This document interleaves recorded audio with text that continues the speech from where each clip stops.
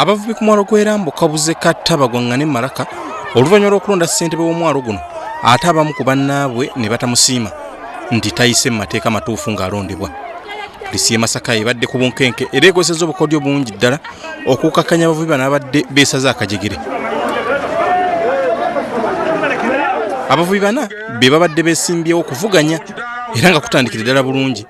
Oluvannyuma babadde bavuganya okuweebwa ebigezo abamu ne babigwa olwo olwokaano ne balugobwamu. Abawagizi ba Kabamba Hood be basoose okujaganya nga bayisa ebivulu olw'omuwendo gw'abalonzi abadde babasimbye mu mugongo okusukka obungi. Wabula ebivudde mu kalulu bibakubye encuko ne batandikirawo okuwoganya waggulu n'okwekalakaasa. Ssemuju Amidu afunye abantu 7 abamusimbyeko emabega. Niwagaba James oba Jime n'afuna obulu 108. Kabamba Hudu n'afuna obulu 10 mu 8.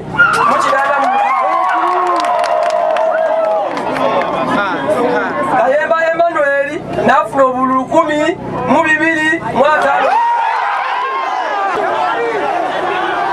Abawagizi ba Kabamba batandikiddewo okukola effujjo nga basookedde ku kyakutimbulula weema bakira abakubiriza okulonda babadde bakolera omulimu gwabwe. Kyokka ab'Emmanuel Kayemba alangiriddwa ku buwanguzi nga bo babinuka masejjere.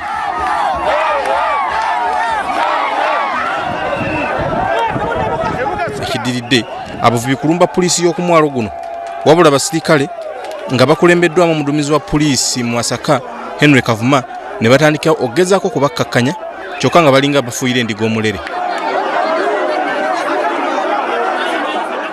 Babawadde okusayininga ne basayiningira ku biiki mu ttale mukoze okusayiningira wano nesigaliza kadi yange ne ofiisi yange ndabe DFO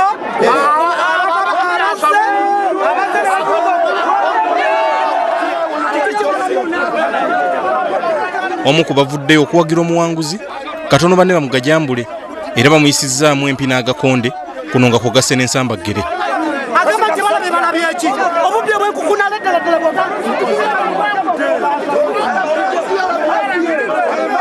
Olw'obutakkaanya buno abadde ssentebe w'ekifo kino bakira ekijjuzibwa Peter Juuko ye alangiririddewo nga bw'atagenda kuva mu ntebe okutuusa ng'okulonda kuddiddwamu ng'era bangi ku bavubi bamuwagidde nga wano ne poliisi weesinzidde okusazaamu evudde mu kulonda byonna.